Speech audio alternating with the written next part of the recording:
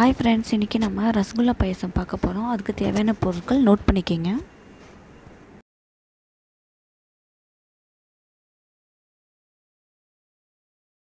இப்போது ஒரு பாத்திரத்தில் மைதா எடுத்து வச்சுருக்கேன். அது கூட சர்க்கரையை அரைச்சி மிக்ஸ் பண்ணியிருக்கேன். இப்போது நம்ம பால் 1/2 லிட்டர் பால் எடுத்து அதை பிரிக்க வச்சு அதை வடிகட்டி எடுத்துருக்கோம். அதை இதை போட்டுடலாம். போட்டு ரெண்டும் மிக்ஸ் பண்ணுற மாதிரி பிசைஞ்சிட்டு கொஞ்சம் நெய் விட்டுக்கலாம். அதையும் நல்லா பிசைஞ்சுக்கலாம். நல்லா எல்லாமே மிக்ஸ் ஆகிற மாதிரி நல்லா பிசைஞ்சிருங்க. அப்போ தான் அந்த சுகர்லாம் அதில் ஆட் பண்ணியிருக்கனால மிக்ஸ் ஆகும். பாருங்கள், நல்லா சாஃப்டாகிருச்சு. இது நல்லா ஒரு 10 மினிட்ஸ் விட்டுட்டு உருண்டை போட ஆரம்பிச்சிடலாம்.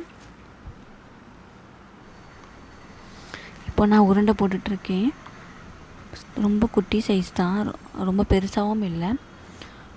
ரொம்ப பெருசாக போட்டால் நல்லா இருக்காது பாயசத்துக்கு, அதோட டேஸ்ட்டாக கிடைக்கவே கிடைக்காது. அதனால் நான் சின்ன சின்னதாக தான் உருண்டை உருட்டுறேன்.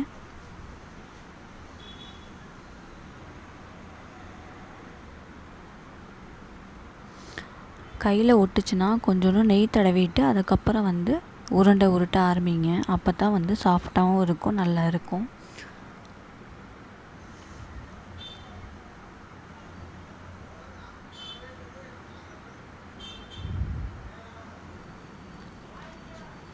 பாருங்கள், ரெடி ஆகிடுச்சு.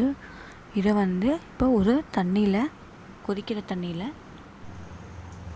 இது எல்லாத்தையும் போட்டுடலாம். இது அதிகம் நேரம்லாம் ஆகாது வேகிறதுக்கு. கரெக்டாக ஒரு 5 நிமிஷம் போதும், அதுவே அதிகம்தான். மைதா அதிகமாக போட வேணாம், மைதா கம்மியாகவும் அந்த பிடித்த பால் வடிகட்டி வச்சுருக்கோம்ல அது அதிகமாகவும் போடுங்க. அப்போ தான் உங்களுக்கு சாப்பிட்றப்போ டேஸ்ட்டாக இருக்கும். இது நல்லா கொதி வந்துடட்டும். என்னோடய சேனல் ஃபஸ்ட் டைம் நீங்கள் பார்க்குறீங்கன்னா சேனலை சப்ஸ்கிரைப் பண்ணிடுங்க, மறந்துடாதீங்க. அப்படியே லைக் பண்ணுங்கள்.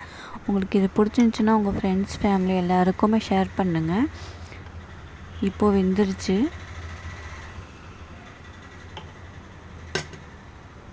இது ஒரு பவுலில் போட்டுக்கலாம். பாருங்கள் எவ்வளோ சாஃப்டாக இருக்குன்னு. அடுத்தது நம்ம பேன் காஞ்சதுக்கப்புறம் நெய் விட்டுக்கலாம்.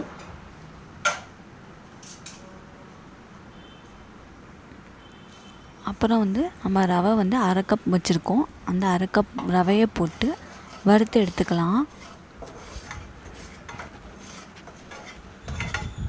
இந்த பச்சை ஸ்மெல்லாம் போகிற வரைக்கும் நீங்கள் அதை வறுத்துருங்க.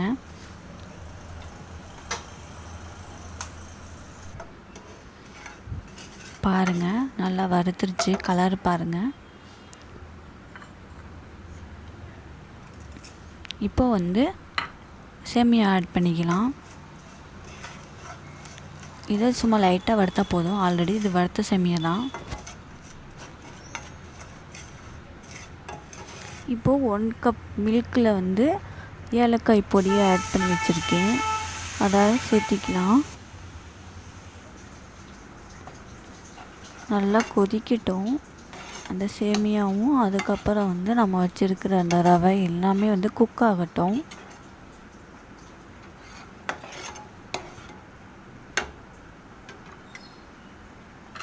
நல்லா கொதிச்சிட்ருக்கு. இப்போது சர்க்கரை ஆட் பண்ணிக்கலாம். பால் நான் 1 கப் தான் போட்டிருக்கேன். உங்களுக்கு வேணும்னா நீங்கள் அதிகமாக பண்ணிக்கலாம். ஏன்னா அது திக்கான பாலுங்கிறதுனால 1 கப்னால் 1/2 லிட்டர் அளவுக்கு தான் நான் சேர்த்திருக்கேன். சர்க்கரை உங்களுக்கு எப்படி ஸ்வீட் வேணுமோ அந்த தகுந்த மாதிரி நீங்கள் ஆட் பண்ணிக்கலாம்.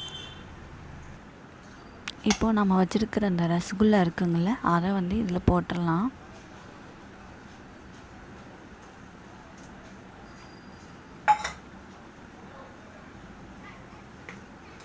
இதுவும் ஒரு கொதி வரட்டும்.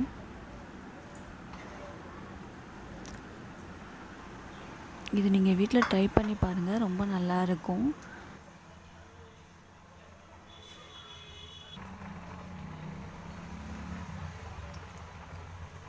இப்போ பாதாம் பிஸ்தா ரெண்டையும் நறுக்கி வச்சுருக்கேன் குட்டி குட்டியாக, அதை ஆட் பண்ணிக்கலாம்.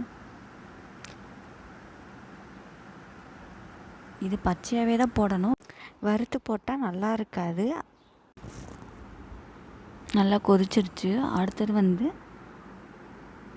ஒரு சட்டியில் நெய் விட்டு முந்திரி வந்து ஆட் பண்ணி அதை வந்து வறுத்து எடுத்துக்கலாம்.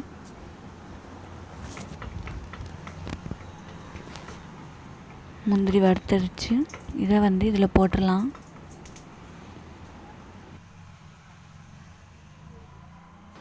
அவ்வளோதாங்க, ரசகுல்லா பாயாசம் ரெடி ஆயிடுச்சு. இப்போது இதை எல்லாத்தையும் நம்ம மிக்ஸ் பண்ணி விட்டுக்கலாம். இதை நீங்கள் வீட்டில் செஞ்சு பாருங்கள், ரொம்பவே நல்லாயிருக்கும். இது ஒரு புதுவிதமான ஒரு டிஷ் தான், செஞ்சு பார்த்தீங்கன்னா உங்களுக்கு ரொம்பவே பிடிக்கும்.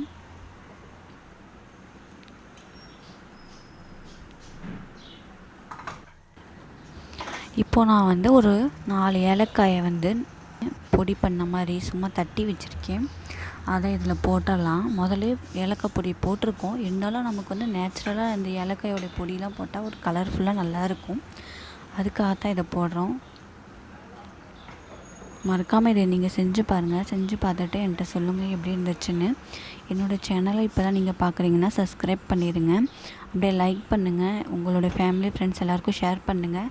தேங்க்யூ ஃபார் வாட்சிங்.